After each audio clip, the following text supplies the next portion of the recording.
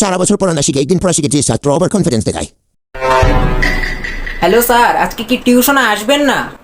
না রে বাবু, আজকে আসতে পারবো না টিউশনে, আমার শরীরটা খুব খারাপ আজকে, সেই জন্য আসতে পারবো না টিউশনে। আমি কি শরীর ভালো না? শরীর ভালো না হলে স্যার কি হলো?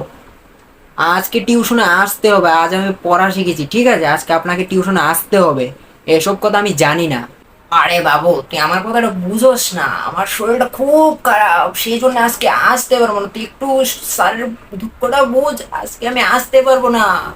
না না না, সেটা আমাকে বলুন তো, শরীর ভালো না অ্যান্ড টিউশন দুটার ভিতর পার্থক্য কি? সেটার ভিতরে লেনা দেনাটা কি যে আপনি আসবেন না?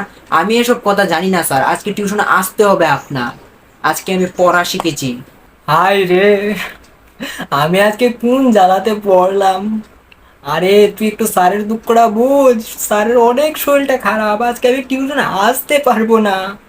স্যার আমি একদম জানি না, আজকে আমি পড়া শিখেছি, আজকে আপনার আসতে হবে, ঠিক আছে?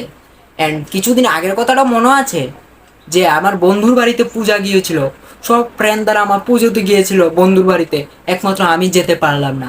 আপনি বলছিলেন যে পড়াশোনা আগে তারপর বন্ধুর বাড়ির পূজা টুজা, এখন পড়াশোনা আগে তারপর শরীর খারাপ, ঠিক আছে? আপনাকে যেমনি হোক আজকে পড়াতে আসতে হবে, আমি এসব কথা জানি না।